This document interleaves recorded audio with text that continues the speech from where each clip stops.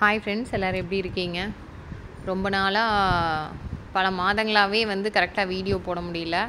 அதுக்கு நிறைய ரீசன். நிறைய பேர் கேட்குறீங்க, என்னாச்சு, ஏன் வீடியோ போடுறதில்ல, ஆடுகள் என்ன பண்ணீங்க, விற்பனை பண்ணியாச்சா, எவ்வளோக்கு கொடுத்தீங்க, லாபமா நஷ்டமா, ஆடு விட போகிறீங்களா அப்படின்னு சொல்லிட்டு நிறையா கேள்விகள். அதில் ஒரு சில கேள்விகளுக்குண்டான பதில்களை இதில் பார்க்கலாம். ஃபஸ்ட்டு ஆடுகளை கொடுத்தாச்சான்னு நிறைய பேர் கேட்டிருந்தீங்க, எவ்வளோ கொடுத்துருந்தீங்க அப்படின்னு சொல்லிட்டு. ஆமாங்க, ஆடுகள் எல்லாம் கொடுத்தாச்சு. அதாவது கெடா குட்டிகள் 43 குட்டிகள் எல்லாத்தையுமே பார்த்திங்கன்னா நம்ம விற்பனை பண்ணியாச்சு. 2 செட்டாக கொடுத்துட்டோம். ஒரு 25 நாள் 30 நாள் கிட்டத்தட்ட கேப்பில் ஃபஸ்ட்டு குட்டிகள் நல்லா இருக்கிற ஒரு நல்லா தரமாக இருக்கிற குட்டிகளை 30 குட்டிகளை 1 மாதம் முன்னாடியே கொடுத்துட்டோம். அது எல்லாமே பார்த்திங்கன்னா ஒரு குட்டி 10,000 அப்படிங்கிற ரேஞ்சில் அப்படியே நம்ம எப்போவுமே அதே மாதிரி தான் கொடுக்குறோம். கடைசி 3 தடவையாமே இந்த தடவையுமே அதே மாதிரி தான் 10 ரூபா அப்படின்னு சொல்லிட்டு அதுக்கு கீழே தான் கேட்டாங்க. ரம்ஜானுக்கு கரெக்டாக ரம்ஜானுக்கு ஒரு நாள் முன்னாடி பிடிச்சிட்டு போயிருந்தாங்க அந்த 30 குட்டிகளை. நம்ம கடைசி 2 பேட்சுமே பார்த்திங்கன்னா மாதத்துக்கு ஒரு தடவையோ ஒரு 20 நாளைக்கு ஒரு தடவையோ வெயிட் போட்டு பார்த்துருவோம். ஆனால் இந்த பேட்சில் பார்த்திங்கன்னா அந்த மாதிரி பெருசாக எடை போட்டு பார்க்கல. அதுக்கு ரீசன் பார்த்திங்கன்னா நிறையா இருந்துச்சு. ஏன்னா குட்டிகளுக்கு அடிக்கடி இந்த தடவை உடம்பு சரியில்லாமல் ஆகிடுச்சு. 4 குட்டி இறந்துடுச்சு.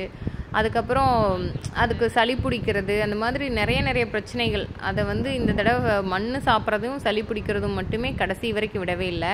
இந்த எடை போட்டு பார்த்தது எல்லாமே பார்த்திங்கன்னா குட்டி கொடுக்கறக்கு 1 மாதத்துக்கு முன்னாடி எடை போட்டு பார்த்தது. அதுக்கப்புறமாக தான் அந்த சளி பிடிக்கிற பிரச்சனை ஆரம்பிச்சிது.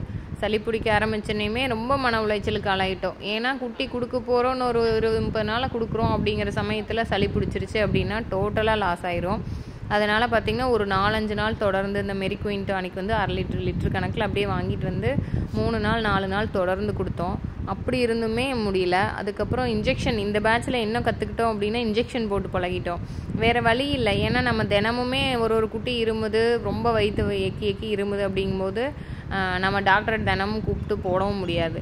அதனால நம்மளே ஊசி போடவும் பழகிட்டோம். தினமும் ஊசி போடுறது, மருந்து கொடுக்கறது, இதே வேலையாக இருந்துச்சு இந்த மாதம் இந்த பேட்ச் குட்டி எல்லாத்துக்குமே. நம்ம ஃபஸ்ட்டு குட்டியை கொடுக்குற ஐடியாவிலே இல்லாமல் தான் இருந்தோம். எப்போவுமே வாங்கிட்டுருக்கிற அண்ணா அவங்க வாங்கிக்கிறேன், இடையில வரேன் அப்படின்னு தான் சொல்லியிருந்தாங்க. ஆனால் நம்ம தாய் ஆடுகள் இருக்கு இல்லைங்களா, அதிலேருந்து குட்டி பிடிச்சிட்டு போகிறக்கு வந்திருந்தாங்க அண்ணா. அவங்க இந்த தடவையாவது எனக்கு கொடுங்க, கடைசி 3 தடவையுமே எனக்கு மிஸ் ஆகிடுச்சு அப்படின்னு சொல்லிட்டு அவங்க ரொம்ப எனக்கு கொடுங்க இந்த தடவை அப்படின்னு கேட்டாங்க. சரி, அவங்களுக்காக கொடுத்துருவோமே அப்படின்னு சொல்லிட்டு அவங்க கேட்டாங்க. நாங்கள் இதுக்கு கம்மியாக கொடுக்க மாட்டேங்க, இதுனா ஓகே 10 ரூபானா பிடிச்சிட்டு போங்க, இல்லைன்னா விட்டுருங்க, அது லாஸ் தான் ஆகும் அப்படின்னு சொன்னோன்னையும் சரின்ட்டு அவங்க ரொம்ப பேசல. 10 ரூபா அப்படின்னு சொல்லிட்டு பிடிச்சிட்டு போயிட்டாங்க 30 குட்டியுமே. இதில் 15 குட்டி இருந்ததில் 1 இறந்துருச்சு, 14 இருந்துச்சு. அந்த பக்கம் 29 குட்டி இருந்துச்சு. அதுக்கப்புறம் அதில் ஒரு குட்டி பார்த்திங்கன்னா நம்ம தாய் ஆட்டுக்காக நிறுத்திட்டோம். அதனால் இன்னொரு குட்டியை மட்டும் இதிலிருந்து எடுத்து அதில் போட்டுக்கிட்டாங்க. மொத்தம் 30 குட்டியை ரம்ஜானுக்கு முன்னாடி நாள் பிடிச்சிட்டு போயிட்டாங்க. இந்த முறை 2 தடவையுமே பார்த்திங்கன்னா குட்டி விலை பேசினதும் நம்ம எதிர்பார்க்காத சமயம், பிடிச்சிட்டு போனதுமே எதிர்பார்க்காத சமயம்தான். திடீர்னு ஒரு வெள்ளிக்கிழமை காலையில் அந்த எப்பவும் நம்மளுக்கு வாங்குகிற வியாபாரி என்ன வந்திருந்தாங்க. அந்த 13 குட்டியை நாங்கள் பிடிச்சிட்டு போயிடுறேன் அப்படின்னு சொல்லிட்டு பேசினாங்க. அதே விலைக்கு பிடிச்சிக்குங்க அப்படின்னு சொல்லியிருந்தோம். ஆனால் அந்த 3 குட்டிகள் மட்டும் ரொம்ப குட்டியாக இருக்குது, அதுக்கு மட்டும் கொஞ்சம் காசு விட்டு கொடுங்க அப்படிங்கிற மாதிரி சொன்னாங்க. சரி, நம்ம பெருசாக ரொம்ப வாக்குவாதம் பண்ணல. சரி ஓகே அப்படியே பிடிச்சிக்கிறோம் அப்படின்னு சொல்லிட்டு பேசிட்டு போயிட்டாங்க. 2 நாளில் பிடிச்சிட்டு போயிடுறேன் அப்படிங்கிற மாதிரி சொன்னாங்க. சரின்னு சொல்லிட்டோம். அப்புறம் பார்த்தா அந்த அன்னைக்கு மத்தியானமே வந்துட்டாங்க. குட்டிகளை பிடிச்சிட்டும் போயிட்டாங்க அந்த 13 குட்டியுமே. நாங்கள் நான் நினச்சது என்னென்னா அந்த பக்ரீத் சமயத்துக்கு கொடுத்துர்லாம், இன்னும் 1 மாதம் வளர்த்துனோம்னா நல்லா ஹெவியாக வந்துடும், கொடுத்துர்லாம் அப்படிங்கிற மாதிரி தான் நான் பிளான் பண்ணேன். ஆனால் அவர் பேசினோன்னே இவங்களுக்கும் சரி கொடுத்துட்றேன் அப்படின்னு சொல்லிட்டாங்க. அதே மாதிரி அவங்க அந்த அன்னைக்கே பிடிச்சிட்டும் போயிட்டாங்க. நம்ம தீவனமெல்லாம் கூட எடுத்துகிட்டு வச்சுருந்தோம். இன்னும் கூட தீவனம் இருக்குது. இப்போ தாயாடுகளுக்கு அந்த தீவனத்தை தான் போட்டு பழக்கப்படுத்திகிட்ருக்கோம். அதுகளும் சாப்பிட ஆரம்பிச்சிருச்சு இப்போ தான். இந்த முறை மாதிரி வேறு எந்த 3 பேட்ச்லேயுமே இவ்வளவு மன உளைச்சலையோ இவ்வளோ கஷ்டத்தையோ கொடுக்கவே இல்லைங்க. இத்தனைக்கு இன்வெஸ்ட்மெண்ட் அதிகமாகலாம் கூட போட்டிருந்தோம். 60 குட்டி அப்போல்லாம் இருந்த ஒரு தைரியம் கூட இந்த கடைசி பேட்சில் சுத்தமாகவே இல்லாமல் போயிடுச்சுங்க. எங்கே கை காசு தான் போயிடும் அப்படிங்கிற அளவுக்கு ஆயிடுச்சு. அது போனாலும் பரவாயில்ல, அந்த குட்டி இறப்பு பார்க்க முடியல. அதுலேயும் அந்த கடைசியாக ஒரு குட்டி இறந்ததெல்லாமல் அப்போ கண்ணில் பார்க்கவே முடியலைங்க. அவ்வளோ மன கஷ்டமாக இருந்துச்சு. இப்படியெல்லாம் பிரச்சனை வருமா அப்படிங்கிற அளவுக்கு ஒவ்வொரு பேட்ச்லேயுமே ஒவ்வொரு பிரச்சனை வருது. நம்மளுக்கு மட்டும்தான் வருது அப்படின்னா, நம்மளுக்கு தெரிஞ்ச ஒரு அண்ணா இருக்காங்க, அவங்ககிட்ட கேட்டோம்னா அவங்களுக்கும் புதுவிதமான பிரச்சனை நிறையா வருதுங்கிறாங்க. ஒரு ஆட்டோட ரோமத்தை முடிய அதுவே இன்னொரு ஆடு பிச்சு சாப்பிட்றது, அதெல்லாம் புதுசாக இருந்துச்சு. அடுத்தது மண் சாப்பிட்றது பார்த்திங்கன்னா ஒரு பேட்ச்லேயுமே கொஞ்சம் கொஞ்சமாக இருக்கும்.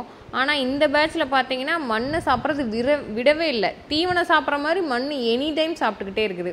நம்ம ஒரு கண்ணுக்குட்டி வச்சுருக்கோம், அந்த ஒரு கண்ணுக்குட்டியோட சாணியை நேராக எடுத்துகிட்டு போய் பட்டிக்கு வாசல் தெளிக்கிற மாதிரி தெளித்து விட்டுக்கிட்டே தான் இருக்கணும். அது காலையில் தெளித்தோம்னா ஈவினிங் திருப்பியும் சாப்பிட்றக்க ஆரம்பிச்சிடும் மண். அது கால்சியம் கட்டி விடுங்க, மறுபடியும் அந்த கட்டி விடுங்க, எல்லாத்தையும் ட்ரை பண்ணியாச்சு. ஊசி போட சொன்னாங்க, அதுவும் போட்டு பார்த்துட்டோம். மண்ணை சாப்பிட்றத மட்டும் கடைசி நாளில் வேணேற வரைக்கும் மண்ணை சாப்பிட்றத விடவே இல்லைங்க. ஆனால் இந்த முறை வந்த எல்லா பிரச்சனையுமே புதுசாக தான் இருந்தது. முதல் பார்த்தீங்கன்னா ஈட்டி அப்படின்னு சொன்னாங்க. முதல்ல ஒரு 7 நாளில் ஒரு குட்டி இறந்துச்சு. அது ஈட்டி பிரச்சனையாக இருக்கும்னு சொல்லிட்டு அதுக்காக ஒரு வாரம் சீரழிஞ்சோம். அதுக்கடுத்தது பார்த்தீங்கன்னா விஷம் தொற்றுச்சோ அப்படிங்கிற மாதிரி சொன்னாங்க. ஆனால் அது கரெக்டாக எங்களுக்கு தெரியல. அடுத்த குட்டி பார்த்தீங்கன்னா மற்ற தாயாடுகளுக்கு ஊசி போடும்போது அதுக்கும் ஊசி போட்டிருந்தோம். இந்த நீல நாக்கு நோய் அப்படின்னு சொல்லிட்டு ப்ளூ டங்க்கு, அந்த தடுப்பூசி போட்டதுனால அந்த குட்டி இறந்து போயிடுச்சு. அடுத்து இன்னொரு குட்டி பார்த்திங்கன்னா நல்லா இருந்த குட்டி திடீர்னு சலவாய் ஒழுக்கிறக்க ஆரம்பிச்சிருச்சு. சலவாய் இப்படி ஒழுக்குதேன்னு சொல்லிட்டு வேறு ஏதாவது பிரச்சனையாக இருக்கும் அப்படின்னு சொல்லிட்டு நாங்களும் ஒரு 2 நாள் காய்ச்சல் சளி மருந்து எல்லாமே லிவர் டானிக்கெல்லாம் கொடுத்தோம். அடுத்தது டாக்டர்கிட்ட கொண்டு போயும் பார்த்தோம், டாக்டரை வர வச்சும் பார்த்தோம். அது ஒன்றும் பிரச்சனை இல்லை, சரியாக போயிடும் அப்படின்னு சொல்லிட்டு மருந்து கொடுத்துட்டாங்க. நம்ம அந்த மருந்தை அந்த பப்சோன்னு சொல்லிட்டு அந்த மருந்து கொடுக்குறோம். வாயை பிடிச்சி அந்த கெஞ்சி வாய் போட்டு பிடிக்கிறோம். அப்படியே வாயில் அந்த சதையெல்லாம் அப்படியே கையோட கலண்டு ஆரம்பிச்சிருச்சு. அதை பார்த்தோன்னே அப்பா இது மாதிரியெல்லாம் பிரச்சனை வருமா அப்படிங்கிற மாதிரி இருந்துச்சு. ஆனால் அதுக்கப்புறம் தான் நம்ம தாயாடுகள்லேருந்து குட்டி பிடிச்சிட்டு போகிற அந்த வியாபாரி என்ன சொல்லியிருந்தாங்க, இந்த மாதிரியான பிரச்சனை கிழக்க சைடில் நிறையா இருந்துச்சுங்க, ஏதோ பரவாயில்ல உங்களுக்கு ஒன்றோட போயிடுச்சு அப்படிங்கிற மாதிரி சொன்னாங்க.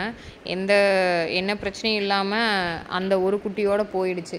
மொத்தம் 4 குட்டி இறப்பு, மீதி குட்டியெல்லாம் ஓரளவுக்கு அப்படியே அனுப்பிச்சிட்டு 43 குட்டியை சேல் பண்ணியாச்சு. இப்போதைக்கு அணில் மட்டும் இருக்கான், அவனை பக்ரீத்தை நோக்கி கொண்டு போயிட்டுருக்கோம்.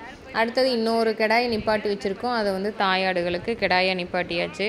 மற்றபடிக்கு லாபமாக நஷ்டமா அப்படின்னு கேட்டிங்கன்னா நான் இன்னும் நிஜமாலுமே இல்லைங்க. கடைசியாக வாங்கின தீவனத்தை கூட எழுதலை, கணக்கு போட்டும் பார்க்கவே இல்லை. நிச்சயமாக கணக்கு போட்டு பார்ப்பேன்.